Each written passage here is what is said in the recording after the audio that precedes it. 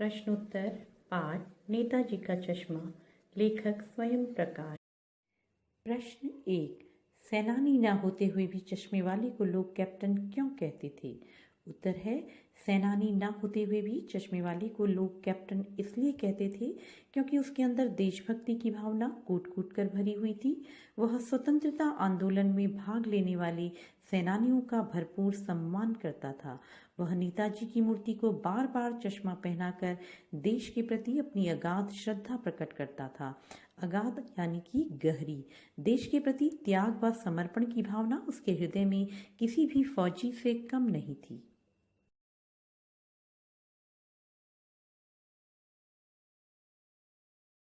प्रश्न है, हालदार साहब पहले मायूस क्यों हो गए थे?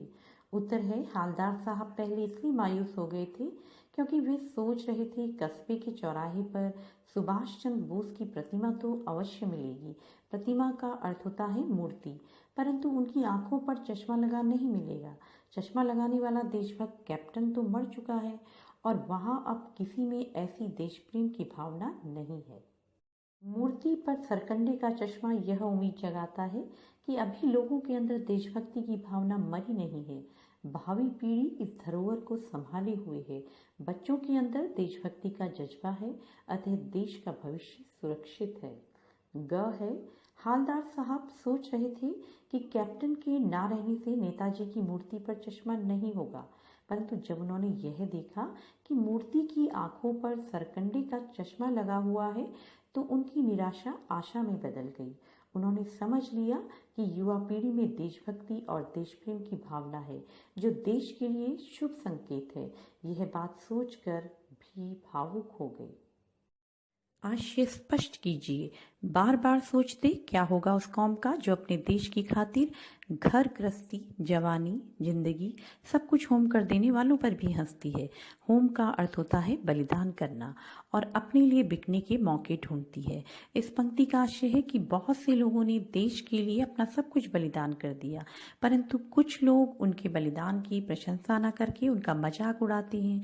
तो ऐसा करने वाले लोग जो कि देशभक्तों का मजाक उड़ाते हैं, उन पर हंसते हैं, वे वास्तव में स्वार्थी होते हैं और ऐसे लोगों के लिए उनका स्वार्थ ही सर्वोप्रिय होता है। वे अपने स्वार्थ की सिद्धि के लिए देशद्रोह तक करने के लिए तैयार रहते हैं। पानवाले का एक रेखाचित्र प्रस्तुत कीजिए। रेखाचित्र वह होता है जिसमें किसी घटना या व्यक्ति का इस तरह से वर्णन किया जाता है जिससे कि मस्तिष्क में उसका एक चित्र या छवि उभर आए। इसका उत्तर है, सड़क के चौराहे के किनारे एक पान की दुकान में एक पान वाला बैठा है। वह काला तथा मोटा है। उसके सिर पर गिने चुने बाल ही बचे हैं। वह एक तरफ ग्राहक के लिए पान बना रहा है, वहीं दूसरी ओर उसका मुंह पान से भरा है। पान खाने के कारण उसके होठ लाल तथा कहीं कहीं काले पड़ गए हैं। उसने अपने कंधे पर एक कपड़ा रखा हुआ है जिससे रह रहकर अपना चेहरा साफ करता है। वो लंगड़ा क्या जाएगा फौज में, पागल है पागल। कैप्टन के प्रति पानवाले की इस टिप्पणी पर अपनी प्रतिक्रिया लिखिए। उत्तर है, कैप्टन के बारे में हालदार साहब द्वारा पूछे जाने पर पानवाले ने टिप्पणी की कि लंगड़ा फौज में क्या जाएगा, वह तो पागल है।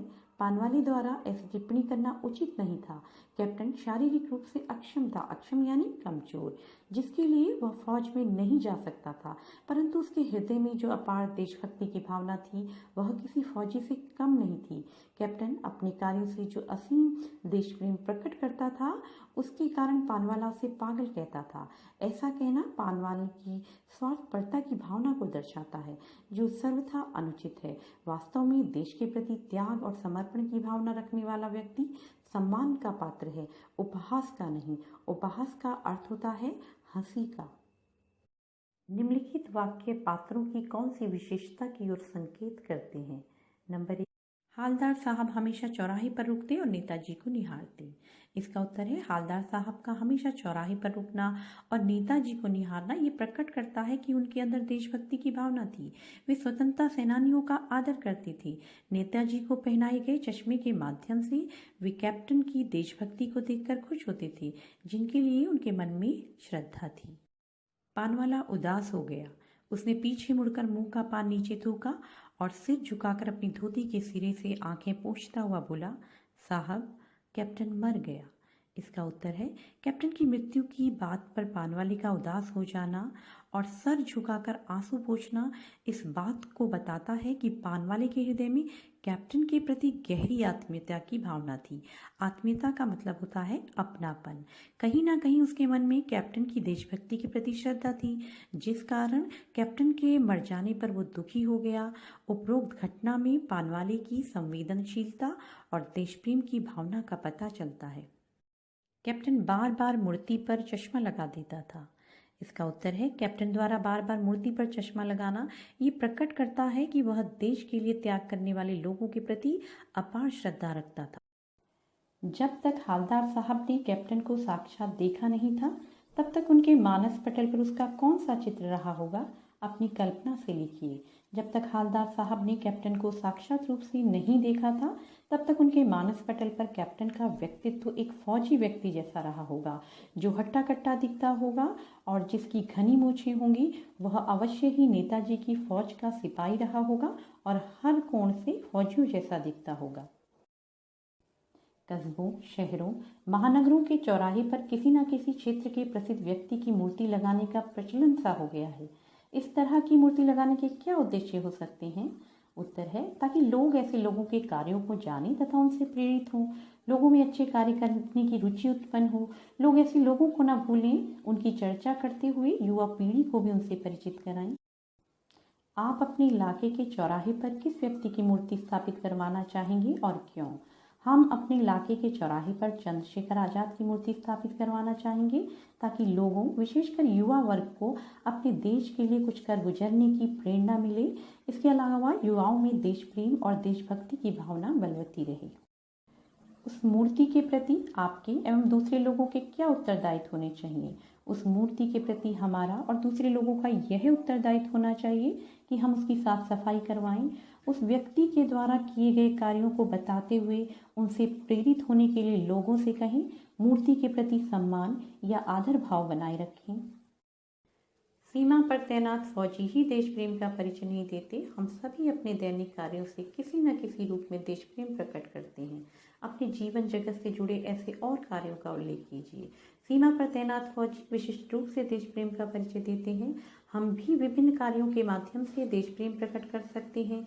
ये कार्य हैं सार्वजनिक संपत्ति को नुकसान न पहुंचाना, बढ़ते प्रदूषण को रोकने में मदद करना, अधिकाधिक वृक्ष लगाना, देशभक्तों के प्रति सम्मान रखना एवं लोगों के साथ मिलजुल कर रहना आदि। निम्नलिखित पंक्तियों में स्थानीय बोली का प्रभाव स्पष्ट दिखाई देता है। आप इन पंक्तियों को मानक हिंदी में लिखिए। उत्तर है, मान लो कोई ग्राहक आ गया, उसे चौड़ा फ्रेम चाहिए, तो कैप्टन कहाँ से लाएगा? तो उसे मूर्ति वाला फ्रेम दे देता है और मूर्ति पर दूसरा फ्रेम लगा देता है। भाई खूब, क्या आइडिया है। इस वाक्य को ध्यान में रखते हुए बताइए कि एक भाषा में दूसरी भाषा के शब्दों के आने से क्या लाभ होते हैं। उत्तर है, एक भाषा के शब्द ज्यों के त्यों दूसरी भाषा में आते हैं तो इससे भाषा सहज, सरल और बोधगम्य बनती है। वह अधिकाधिक लोगों द्वारा प्रयोग और व्यवहार में लाई जाती है। कुछ ही समय में ये शब्द उसी भाषा के बनकर रह जाते हैं। धन्यवाद।